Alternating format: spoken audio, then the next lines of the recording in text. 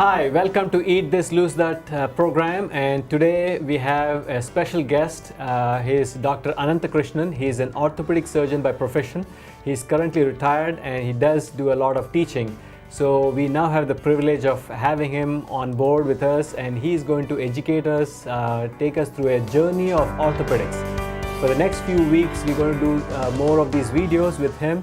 And we're going to start with the foot and go all the way to the scalp. I know, of course, he said there's nothing in the scalp, but we'll still end our journey on the scalp, but we'll start with the toe.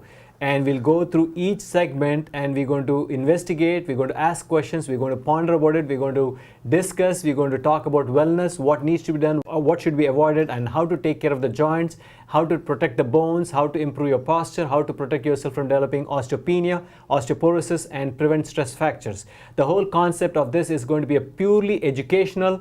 Any decision you decide to do based on the information you acquire, please consult with your primary care physician or your orthopedic surgeon. But this we are doing primarily as a means of educating you and giving out the information. So there is no commercial basis here. It's purely, strictly educational. And if you like the process, send us your questions on info@reddycardiology.com. Having said this, welcome Dr. Ananthakrishnan, and thank you for doing this for us and for the viewers, with the primary goal being to educate, empower, and help us succeed in our life. Thank you. The important thing that first and the foremost thing that we all need to realize is that the human body really is a linked system. It is not a rigid system. It's very much a linked system. We have different vertebrae forming the spine, and each vertebra has its own characteristics. Then you have the pelvis, then you have the bones in the legs, the proximal one, of course, is called the femur, and then the tibia, the knee joint coming in between, and then the ankle and the foot. The joints are there basically as stress relievers, as well as this allows the transmission of weight. Basically, the whole idea of the limbs is the lower limbs especially, is to transmit weight off the body down through these bones into the foot and into the ground. That's basically what you're talking about, carrying yourself across ground, whether it's level ground, uneven ground, it's different. It's the easiest way to look at anything in orthopedics or musculoskeletal system is basically you have a system of bones, which is the hard stuff. Then you have joints formed when two bones come together, and there are different types of joints. And the thing that holds all these joints together is part of connective tissue, which is like fibrous tissue, or to the layman, it's like the gristle, that we talk about covering meat, and I'm sure most of you have eaten steak and chicken and whatever. And you see this whitish stuff covering the meat and holds all the fibers of the meat together. That's the same, this very similar stuff is what forms ligaments. Okay, you have ligaments, you have joints, you have the hard stuff. So the hard stuff is the bones, and the two bones get together, you have the joint, and there is a space in between the bones, and there's some fluid in between the joints, and then you have ligaments covering the joint. Ligaments holding the joints and covering it. Okay, and then the power source for all this is the muscle. Okay, the muscle gets the stimulation from the brain through the nerves. They're told what to do, and the muscle does what it's doing, and that's how you locomote, or you walk, run, jump, whatever you do. Okay, so if you understand that basic concept, then the muscular system, skeletal system, really is not difficult. So for viewers, once again, I'll reinforce the musculoskeletal system. When say muscles and bones, musculoskeletal system is made of bones, joints, ligaments, and the muscles covering it, and of course there's skin covering the muscles. Skin covering the whole body anyway. You have other organs and everything is covered by skin. That's our outer case, okay? Now, if you look at the foot, the foot, if it consists of bones of different shapes, sizes, and there are multiple joints in the foot. Okay, we basically divide the foot into the hind foot, the midfoot, and the forefoot. It may surprise you to know that nearly half your body weight is transmitted through the hind foot, or most of it is carried through the heel bone. So wait a minute. So if I weigh 160 pounds, you're telling me that 80 pounds of my weight goes walking directly down through the heel to Mother Earth. To Mother Earth, that's right. 50% is transmitted that way. That way. The rest of it goes across the foot. The midfoot, if you look at it, you notice the midfoot rarely does not come in contact with the earth. The reason being, you have the arches. Got it. The arches hold the midfoot up, and they are supported by muscles. Okay. Then you have the forefoot, which is really the toes and the long bones of the toes. And that part of the foot carries the remaining 50%, and out of that, nearly 50% of it carries transmitted by the great toe. So wait a minute. So if I have this foot like this is the forefoot, but most of the weight is carried through the great toe. To the great toe, and the rest of the, as I said, 50% from the heel, the rest from the great foot, from the great toe. So you were telling me earlier that so 50% is in the heel, the other 50% goes to the mid and fore. Of the mid and fore, 40% goes towards the great toe, and then the rest is distributed among the other toes. Okay. Now the arches are formed by, remember I said when you have multiple joints together, you have ligaments holding them together. Yes. And the ligaments, the joints, now it forms different kinds of joints. Okay, you have got synovial joints, which are joints which have a lining in them, and the synovium is a 2-cell or 3-cell thickness. It's not very thick. It produces the fluid for the joint, and that fluid is what nourishes the cartilage, mostly. So the fluid is actually used to nourish the cartilage. Yeah, that's where all the cartilage gets its nourishment from. Nutrition. Okay. Okay. And there are different types of joints. You have ball and socket joints, and they are like the hip, the shoulder. These are the two big ball and socket joints. Then you have modification of hinges, and that it can be the ankle, you have the knee, the elbow, the wrist, the joints of the fingers. They're all modified hinges.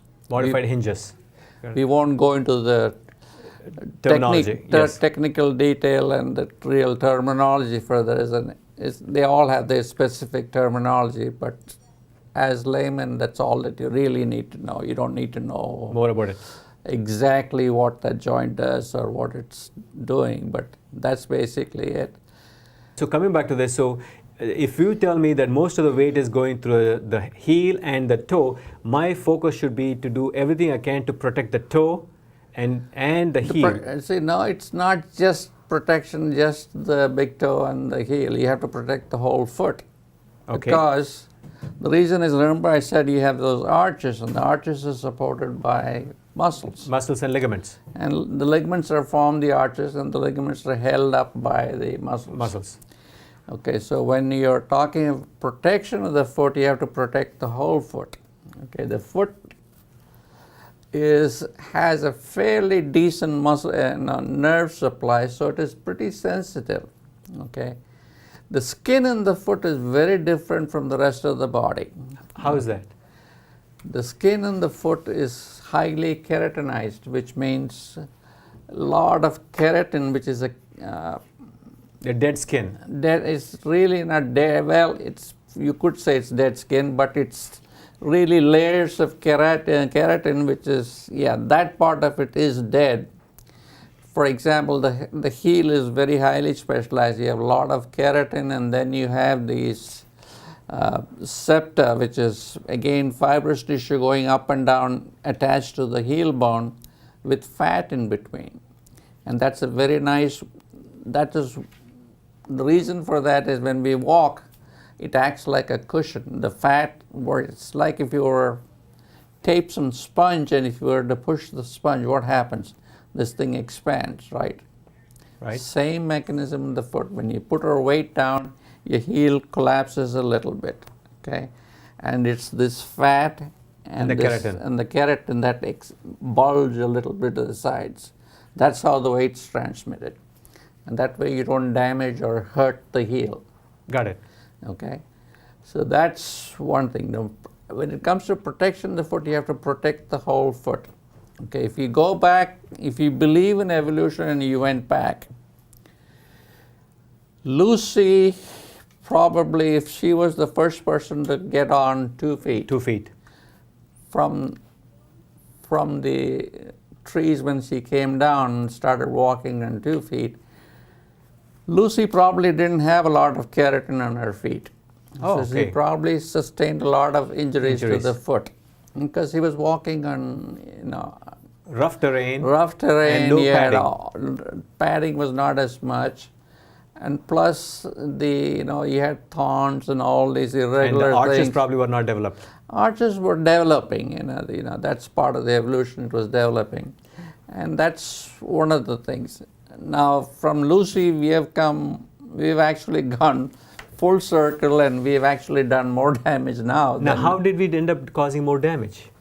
Concrete. Concrete? Yeah. Concrete is the worst thing there is for the foot. I never thought of it, but Because everything, Houston is concrete. I know, because It's a concrete city of the world. any city is bad for the foot. The reason being, when you step on the concrete, the concrete has got no give. It doesn't give. So the weight, when it's coming down, and that weight cannot go anywhere. It keeps pounding back onto the foot. So you're pounding the foot. The foot is taking all the damage. All the damage. The ground is not. So concrete is the worst thing. Impact is all being pushed back to the foot, and nothing is going to the ground. So that's right. So the concrete is the worst thing. That's why I said we've come full circle. Started with Lucy, which probably was irregular thing. She didn't have fully developed feet. To where we are now, and we're walking around in concrete. So concrete is the worst thing. The other thing which is very bad for feet is high heels. Okay. Okay, high heels really, if you look at the biomechanics of the foot, is a big no-no. For all the ladies watching this show, high heels. Now I'm more intrigued and curious. So tell me what's going on. When you wear high heels, you basically, now what have you done? Normally in the process of gait, if you watch anybody walking without big, these, whatever you call those things. The heels. Okay. The first thing you hit is the heel on the ground. Right. When you have a high heel, what do? You cannot hit the heel, so you hit the front of the foot. Oh. And the front of the foot was not made for taking the first load. Okay, the heel was. The heel was designed, the good Lord designed the heel to take the load. And we are going against everything that was designed by him. And I don't care what anybody says. I think he's a much better designer than we ever are. Okay. Are you telling me that all the shoe designers are not doing a great job with the heels? No, the shoe designers must keep orthopedic surgeons in business and podiatrists in business. 50% of our work is feet and ankles and all these, and a lot of it is attributed to the high heels. That's why we see a lot more women. So what about the 1-inch heel with most men wear? Is that still bad? That is still bad. The ideal thing, the heel should be a little lower than the front of the foot. Wait a minute, the heel should be lower than the front of the foot? Yeah, because when you walk on a barefoot, again, it's the same philosophy. Concept. You're hitting the heel first. So if it's a little lower, it's better. Okay, that's one thing. The other thing is, if you're going to do jogging, and if you're in this craze that you have to run 5 miles or 6 miles or this, whatever, because your friendly cardiologist said you had to work out, go and run on grass. Run on grass. Because grass gives. Okay, the drawback to grass is there are potholes. That's true. Okay, that's the big drawback to grass. But grass is better to run on than concrete. Sidewalks, roads, they are not good things to run on. What about mud? Sand sandy- is better. Sand is better. So But grass first. sand is very difficult to run on. So actually you get a much better workout running on sand than you would on Concrete. concrete. Because there's a lot more effort involved. So first is grass, second is sand, and third is Concrete, concrete. in my opinion, concrete You should not never- run. Walking is okay, but we all wear shoes, okay? Leather shoes with leather heels are not very good for you. Rubber heels are good. Rubber heels are better. Great. Crepe soles are the ideal. That's the closest thing. Crepe soles. Crepe soles. What is crepe sole? We used to, when I was young, and I think you still see it, if you go to the mall, some of these British, whatever that's called, I don't know. I don't remember the name of the company, but I think it's Edmunds or something. Anyway, they have, because I was in the mall yesterday, and they have shoes on their Display. You can see this whitish thing. It looks like rubber. It looks like rubber. It's whitish thing, and if you push, It's soft. it's soft, and it has got a give to it. So anything you touch, it should give. The If sole it gives, that's why Nike made a lot of money. Because what did he do? He put air under the rubber. Between the heel and the padding. padding, he put air. So air is a good cushion. Oh.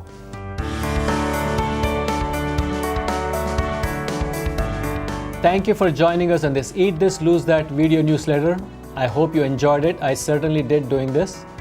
Now, if you have any questions after watching this, please forward us your questions at info@reddycardiology.com. Based on the questions you ask, we will create more video newsletters and post it for you to watch. Please follow us on Instagram, Twitter, YouTube, and like us on Facebook. And if you like what we are discussing, please forward this to as many people as you know. Our goal is to target 1 million people. Thank you.